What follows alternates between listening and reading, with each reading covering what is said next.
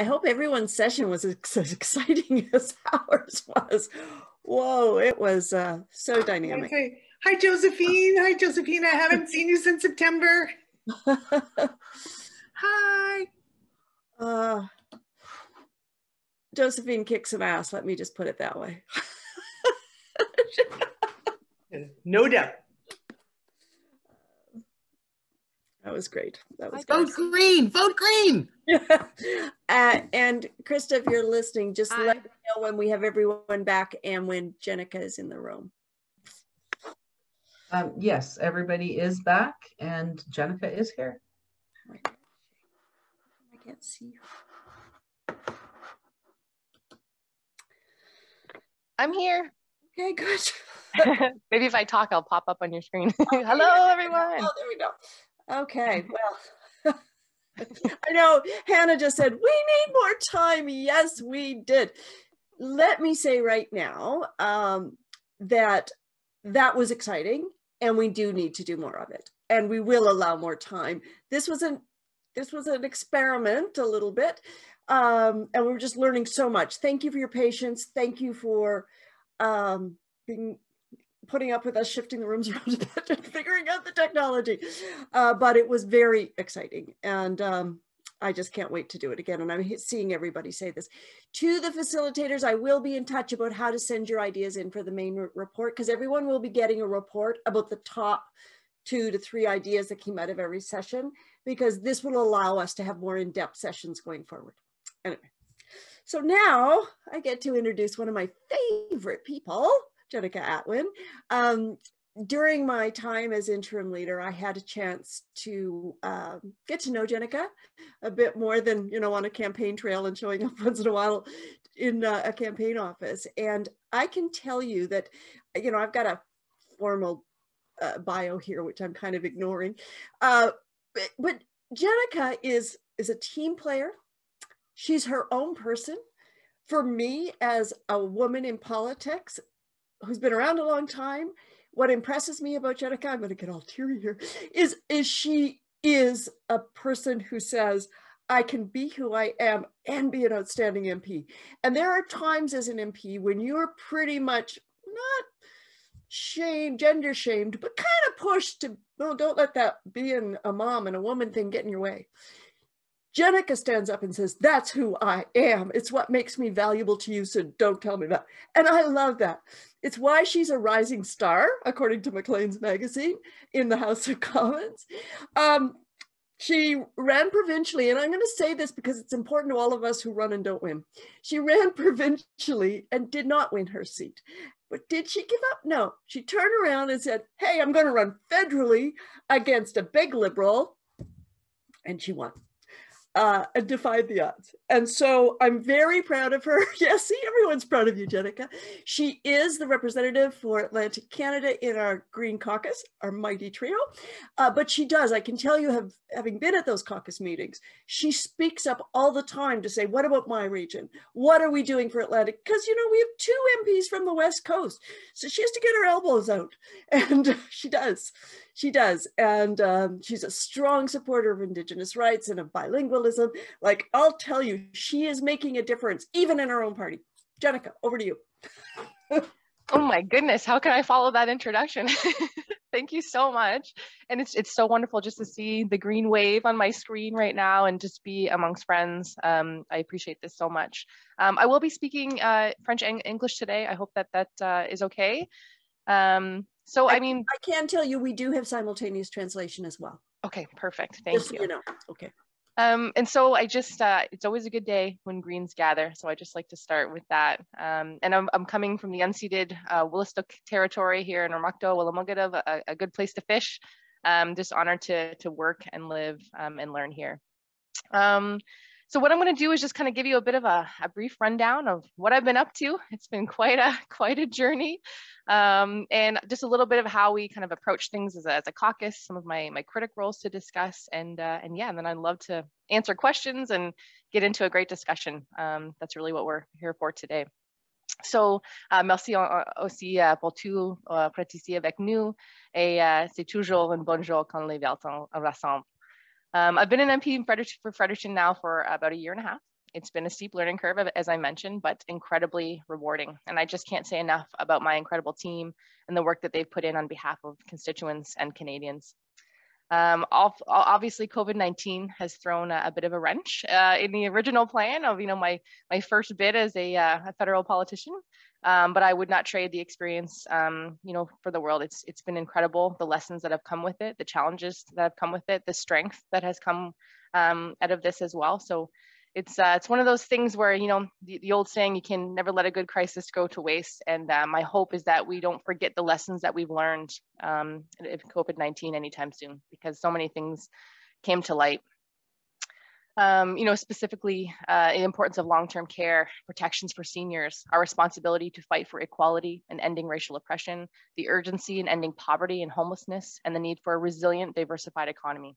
And it has been the honor of a lifetime to participate in the House of Commons and help develop relief measures for our nation, especially as a Green. And, it never gets old when I hear them say the member from Fredericton, and just to know that I stand up and have that Green banner waving, and to know that, I am that, East Coast voice is just, it's an honor for me and a privilege that I won't take for granted anytime soon. J'ai continué à me concentrer sur l'accès aux aides à la santé mentale et j'ai travaillé aux côtés de collègues de tous les partis pour faire avancer cette initiative. Je demande un financement direct aux organisations car leur travail important est plus que jamais nécessaire. En tant que membre de l'opposition, mon approche a été de travailler en collaboration et avec respect et de l'autre côté de l'allié. Les problèmes auxquels nous sommes confrontés exigent une réponse collective, sans esprit de parti, et pour moi, c'est la voie verte. Really, this has been about collaboration and respect for me all the way, and those are some of the kind of fundamental pieces of being a Green that I'm just, so proud of. I'm a caucus critic on all kinds of files, and that really, it guides my work. Sometimes I get criticized that I talk about the same kinds of things, but because I focus on my critic files, and these are the things that during election I said would be my priority, and they have remained my priority. And they will continue to be my priority. So I mentioned mental health as well, and I had the pleasure of being in one of the breakout rooms on mental health, and we had an amazing conversation there. We know that solutions exist, and I hold on to that hope and optimism, and it just takes kind of that collaboration, again, working together, all hands on deck. It doesn't have to be a partisan issue. It should not be a partisan issue. It's for all of us. So that's really what I bring into the House. And Joanne mentioned that Maclean's award, which was really, validating. It just showed that, that they are listening to this voice, that they are understanding this kind of perspective that we're bringing as Greens into the House, and particularly that, that collaboration piece is that showing respect across the aisle. It does get recognized, and I'm hoping that will continue, that more decorum in the House and more collaboration is what comes out of that. So that's been, a really wonderful piece of this experience so far. So my critic files: women and gender equality, Northern and Indigenous affairs, official languages, health, which is a big one, obviously this year, justice and human rights, youth diversity and inclusion, national defense and veterans affairs, proud to be from Oromocto. So effectively, that's 1/3 of the critic files that are available, shared amongst our caucus. And for some that might seem daunting, but I'm just so thankful I get to speak on such a wide variety of issues, especially because so many intersect. And I think that's some of the other lessons we learned this year. Just how we're tackling things like climate change also has to include social justice. It also has to include mental health. So all these pieces are just so important for me to put together in this puzzle of the work ahead. And a lot of times the issues I get to tackle, I mentioned cross portfolios, and I just to talk about a success, for our team this year that I'm particularly proud of. Is that I was able to have amendments passed on Bill C3, which was about training judges on sexual assault, which in and of itself shows major growth, I think, for Canada. But my amendment was to enshrine consultation with Indigenous leadership in developing the curriculum. So just everywhere that I can, really putting in place, that requirement to involve Indigenous voices at the beginning, and not once something's already established to kind of put a final project in front of leadership. That's not consultation. So I'm really trying to remind my colleagues and the government, and the bureaucracy at every step that I can, that that's just such a critical piece for me. So, je tiens également à mentionner que j'accueille favorablement le plan en vue de la modernisation de la loi sur les langues officielles. Les communautés acadiennes et francophones partout au pays travaillent fort afin que le gouvernement agisse sur cet important enjeu. Il est maintenant essentiel que cette vision se traduise dans un projet de loi. Et c'est proche maintenant. Lorsque je réfléchis au futur des provinces de Maritime, je souhaite que nous puissions célébrer avec fierté tous les différents aspects qui nous rendent uniques. Je crois sincèrement l'union fait la force et que le slogan de l'Acadie est représentatif de ce qui nous permettra de prospérer après la pandémie et plus important encore, de ce qui permettra à nos communautés et nos familles de rester dynamiques. So I think on that last piece, I really believe that unity is our strength. And I'm just so proud to be from New Brunswick and the Maritimes and to really talk about some of the great ways that diversity leads to our strength. And so I think maybe I'll leave it there and we'll just open the floor, I guess. And I'd love to hear from you, and any questions that you might have, I'd love to answer them. So I think the easiest way might be if we put the question in the chat, and then we'll put it to Jenica. That way, if we get 2 or 3 of the same, we can put them together. So if you want to put a question, I'm going to go to the chat right now to make sure. Okay, so we have a question right here from Samuel Arnold. How can we find the way to segue from the COVID pandemic to the climate crisis, Jenica? So let's start there. Well, I mean, for me, they've always been hand in hand. The way the pandemic has arisen is very much connected to the climate crisis. And I think it's important that we talk about that more often, because often it gets forgotten.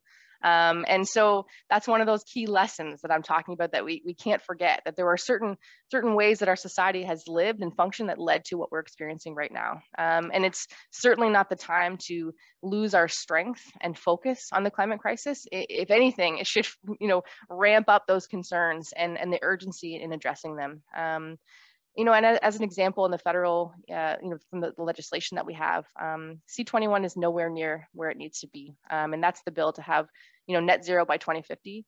We've been very disappointed to see that, again, we're kind of pushing these things down the line, down the road, and whose responsibility will that be? And so it's called the Climate Accountability Act, without anyone really having to be accountable for what's in there.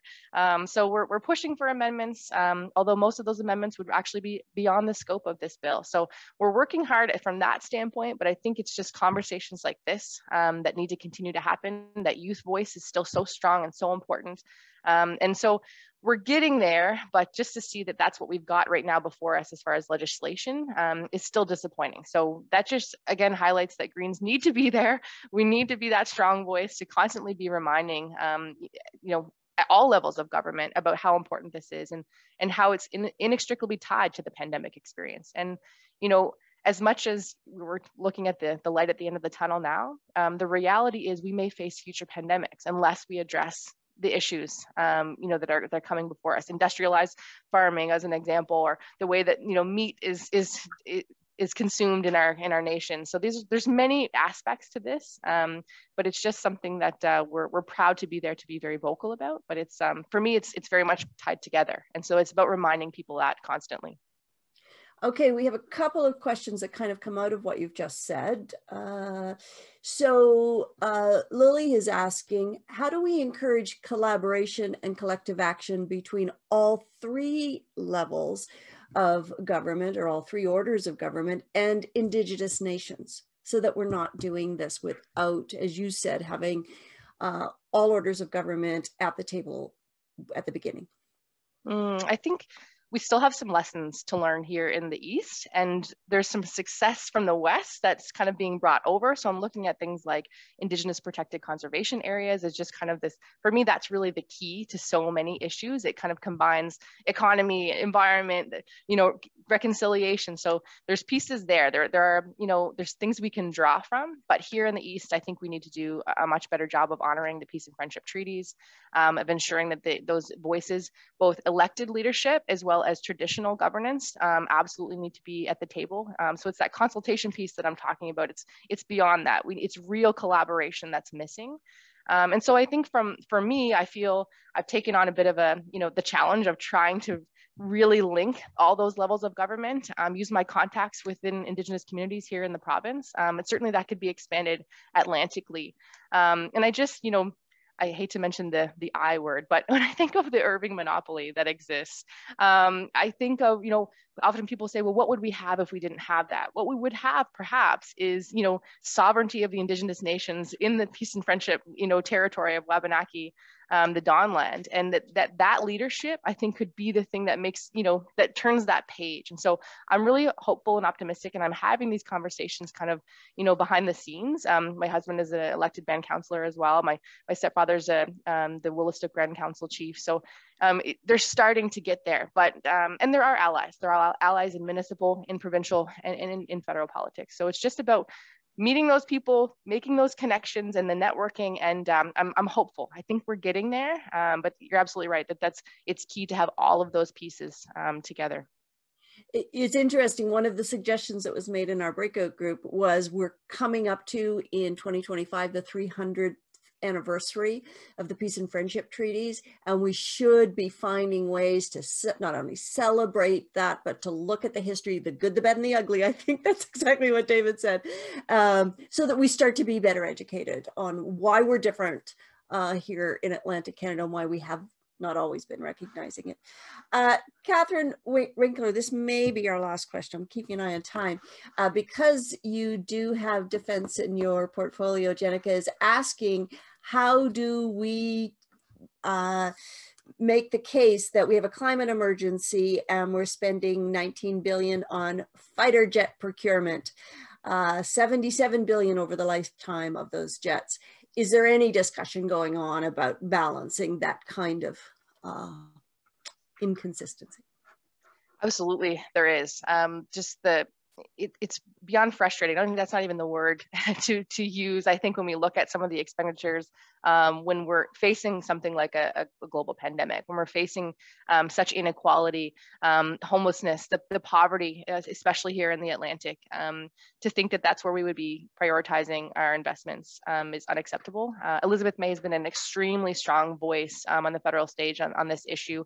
We've been very much open and out against, in our opposition of procuring, new fighter jets as an example.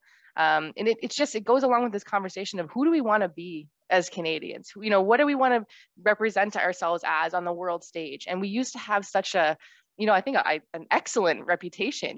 The old, people would travel, and if you had a Canadian flag, you'd almost get high five because we were that nation that people looked to for, as far as leadership and peace.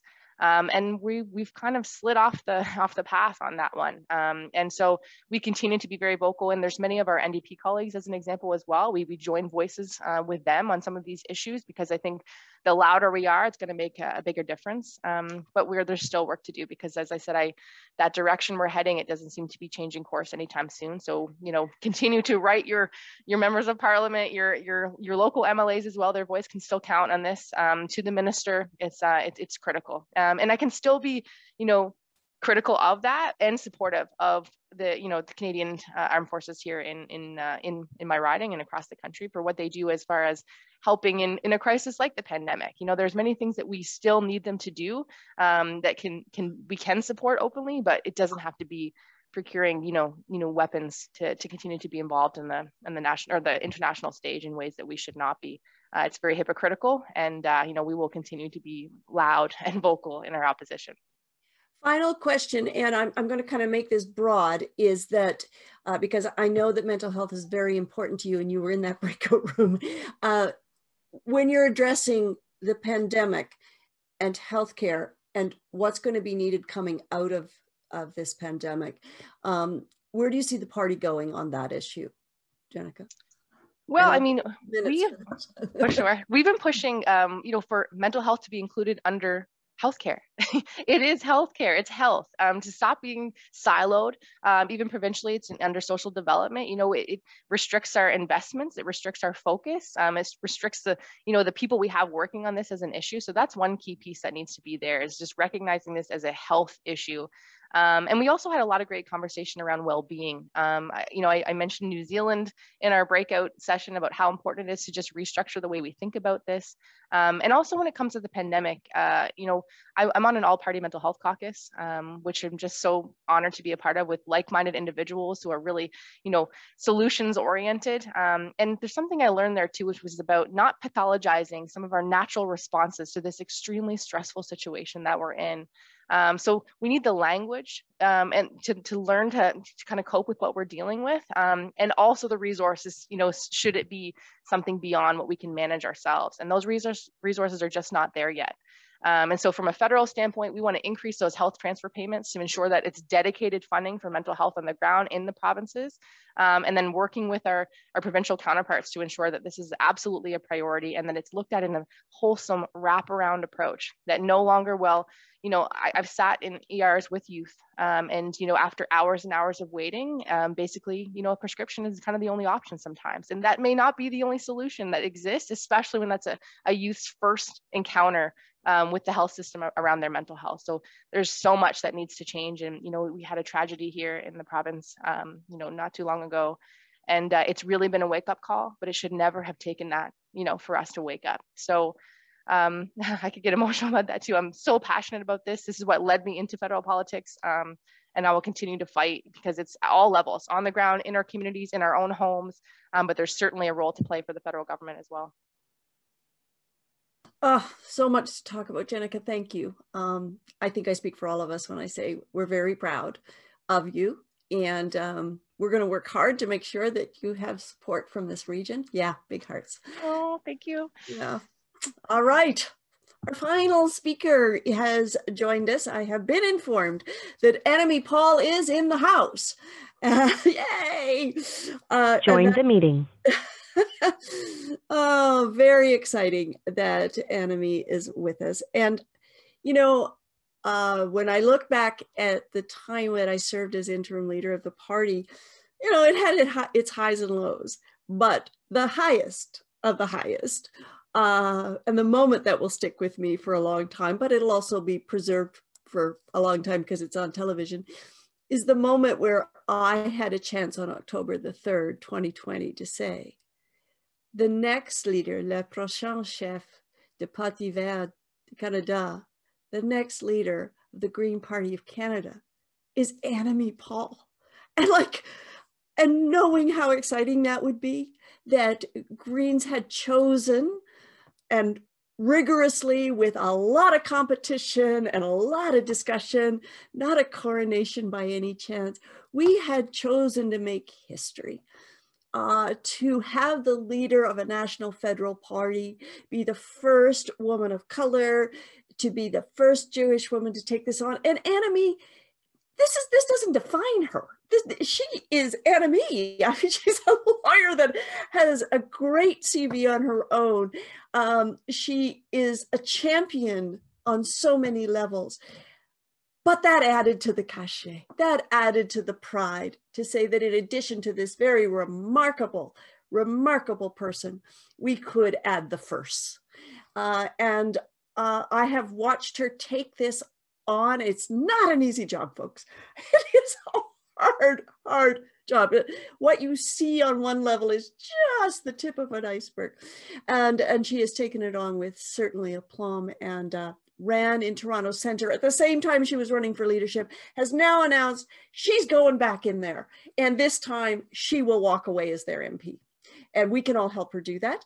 I know she cares deeply about the Maritime region and is in a very busy schedule, agreed to be with us today. Please welcome the new leader of the Green Party of Canada, Annamie Paul.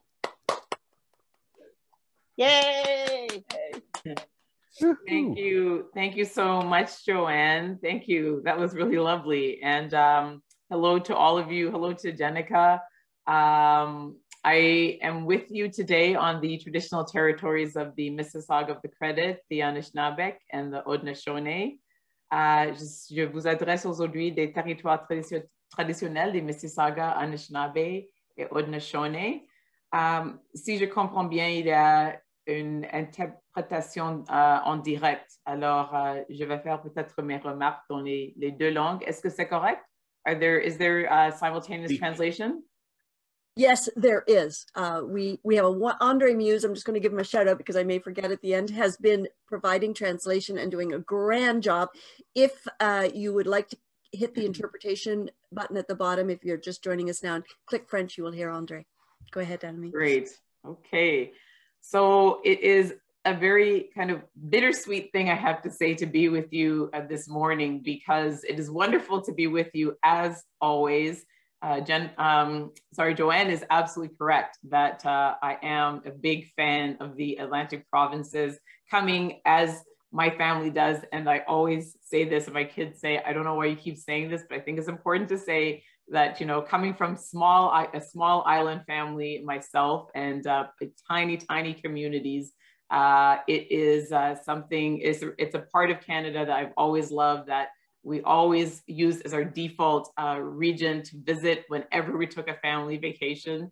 Remember those days when we could still do those things? And so it is always nice to be with you. That is a sweet thing, but it is bitter because I cannot be there in person. This was the region that I was headed to first after winning. We had it all planned out, and I was going to do the 2 weeks of quarantine so that I could spend 2 or 3 weeks traveling around in the region. You know, that's how much you all mean to me. That's how much it meant to me to get out there. And then, you know, the bubble burst and the rest is history. But I am looking forward to the time when I can be out there physically. I definitely am planning to spend an important, significant time out there. That's certainly no hardship. You know, I guess I should make it sound like a harder knock than it is, you know. But let's face it, I'm really looking forward to it. And in the meantime, being virtually with you as much as possible is a wonderful thing for me. Excusez-moi. J'ai eu l'opportunité de visiter avec plusieurs de nos associations électorales pendant les derniers mois. Je félicite toutes les associations qui sont en train d'organiser, de préparer et qui continuent de participer dans leur communauté. Même hors d'un cycle électoral, c'est toujours très important d'avoir des voix fortes, vertes partout dans la région. So thank you so much, all of you who are working and volunteering with your EDAs to have that strong voice day in and day out, even outside of an election cycle. It's been a pleasure to meet with so many EDAs over the last number of months and congratulate them on their annual general meetings, congratulate them on the work that they're doing locally, the work that they're doing to recruit that next great candidate. That all is just incredibly important work, because it's really not just about what we can do during the elections, it's about what we do during the entire year. I always bring greetings from our members from across the country. Je veux dire une très chaleureuse bonjour de tous nos membres autour du pays. They want to feel connected with you, and we're trying to think of all the ways to make sure that Greens, especially now that we've all figured out these technologies, can stay connected. And so I send you their greetings and I tell you that they are rooting for you. I know that some of you will have felt that during the New Brunswick provincial elections, that Greens mobilize all over the country whenever there's a chance to help get more Greens elected at whatever level of government. And so you should know that that's always something they want to pass on to. Their greetings, their support, and the understanding that whether it's provincial or federal or municipal, we are all part of the same Green family.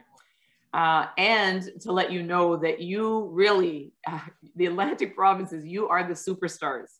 You know, this is the role models. This is the area of the country that Greens look to when they are looking for inspiration.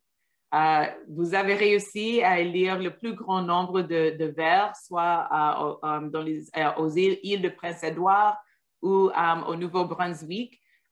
Vous êtes tellement mobilisés, tellement organisés. Vous avez en plus un de nos 3 députés. Alors, pour nous, dans les autres parties de notre pays, où on cherche encore de faire notre percée, c'est tellement important d'avoir votre exemple. C'est tellement important de prendre de la force et de l'inspiration de votre exemple. And so just know that you are definitely a place that we turn to and say, what are they doing? How did they do it? How can we do that? How can we learn something? How can we incorporate that into what we're doing? So thank you very much for that, for being that model and that inspiration. In terms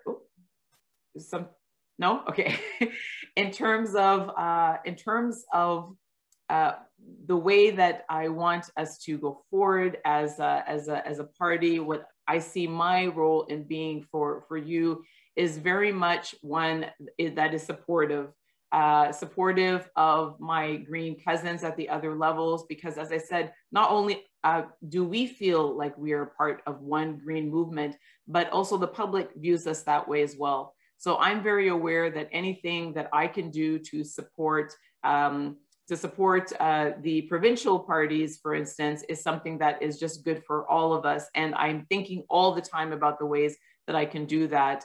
I'm very much looking to have an organized way to meet regularly with the other provincial Green leaders, exactly because there are so many ways that we can continue to build our capacity, so many ways that we can identify to support each other as we all continue to grow.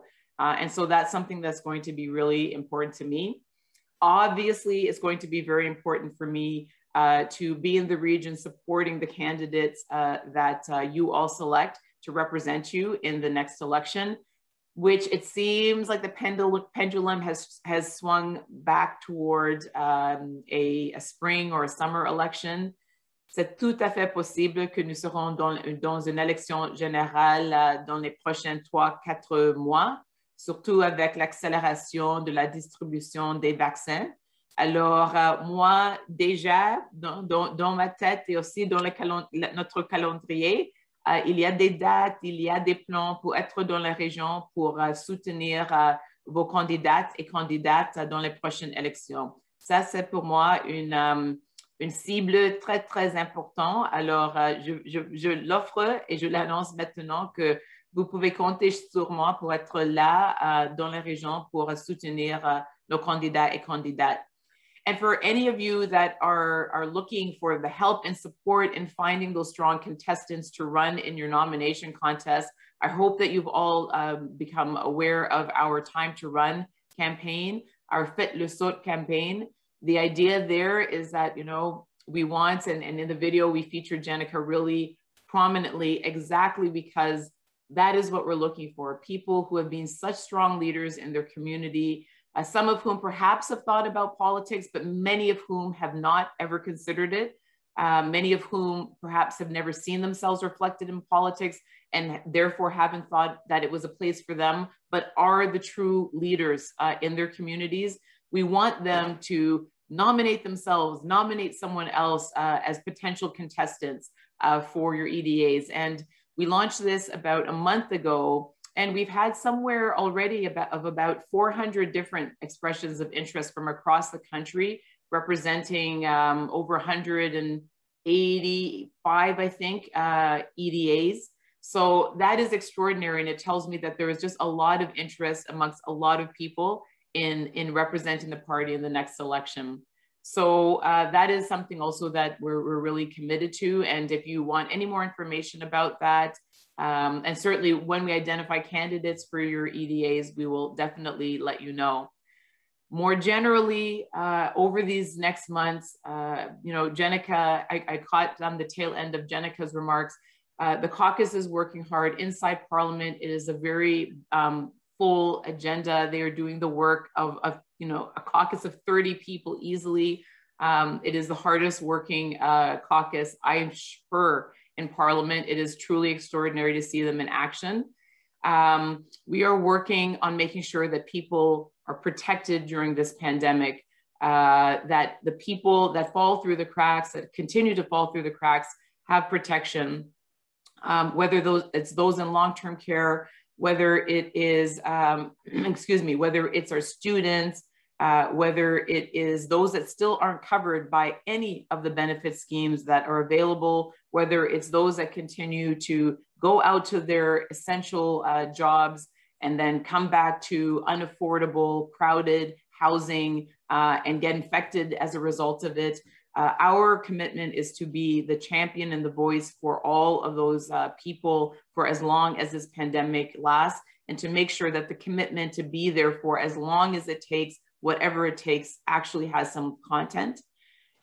We, of course, are there to not only hold the government accountable on the climate, but also to make our own proposals. It's so key that we are a party of proposition and not simply a party of opposition. There are parties that are doing it and, you know, they're gonna do their thing.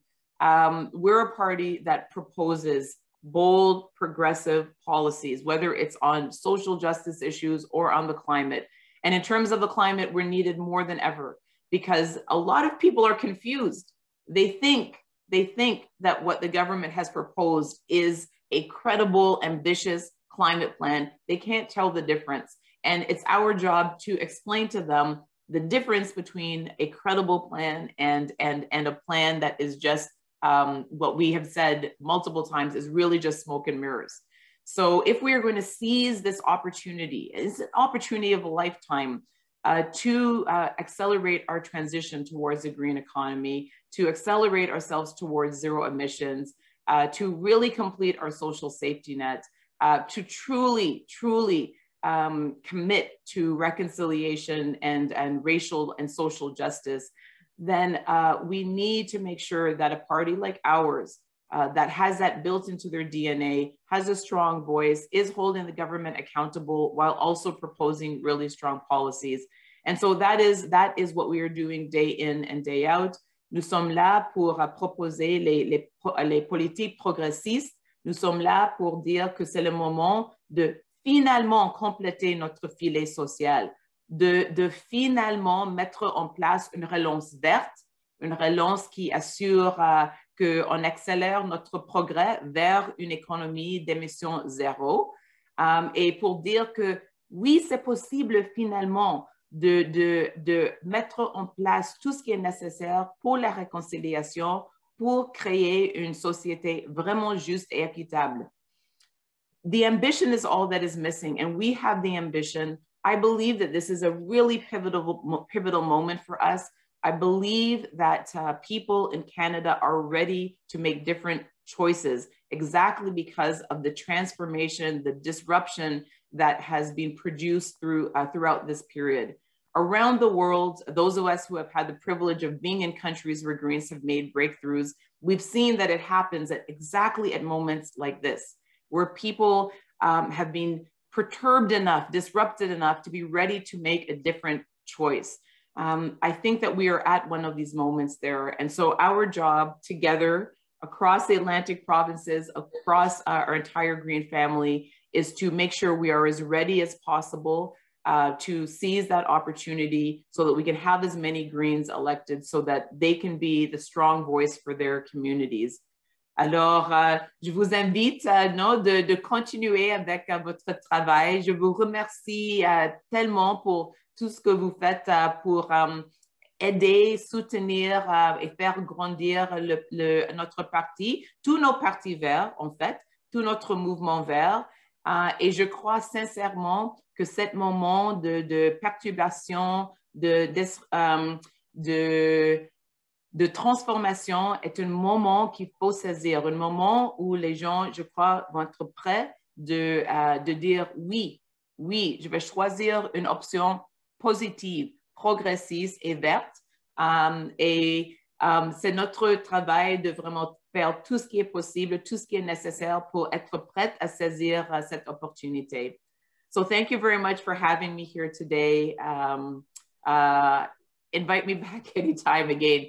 It's, you know, yeah, anytime. Okay. Thanks so much, Joanne. I have one question, Annamie, that's sort of been the theme running through this. I'm not going to, we'll keep the chat and forward to you some of the questions that were specific.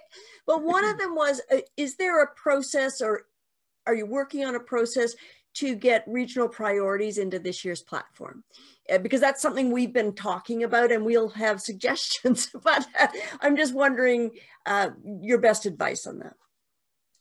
That's interesting. That's a running theme. Well, certainly, you know, we as we plan our platform, always the ambition is to make sure that it is as fulsome representative of the needs, the interests of the various regions. I mean, obviously there are many different communities, but the various regions, absolutely. So not to worry about that. In terms of a formal process for that, one of the things that I mentioned during the leadership race, and we're still very committed to doing, is to ensure that around our critic portfolios, we have brain trust and knowledge clusters, one of which is made up of external stakeholders who we absolutely want to have access to, exactly because they have that specialized knowledge with respect to a particular issue or policy.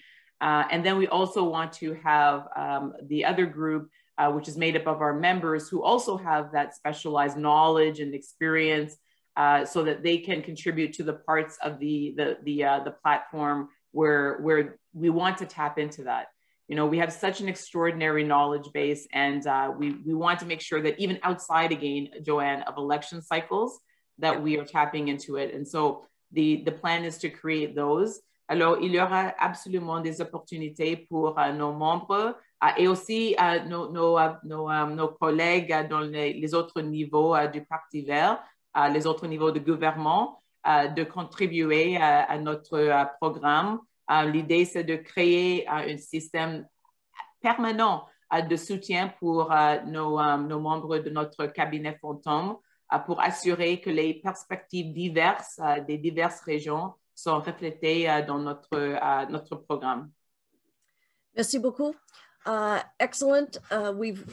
I think we'll all be taking you up on it, but thank you so much. A lot of resources brought together here regionally. Annamie Paul, thank you for all you're doing. Thank you for making time to be with us. Yes. Thank you, everyone. My pleasure. My pleasure. Enjoy the rest of your weekend and your event. And yes, I'm jealous. And I'm going to say it. I'm going to say it because it's Saturday morning. I am green with envy. I haven't used that. That's the first, but I think I might keep that one. Yeah, green with envy. That was the first time I used that. And yes, I am that. I am that corny. Yep. Bye, everybody. Thank you. Bye. All right, that is going to wrap up our day, because it is a Saturday, and a Saturday in the Maritimes, and we have farmers markets to get to, and we have families to spend some time with. Nice to see Ben there with you, Jenica.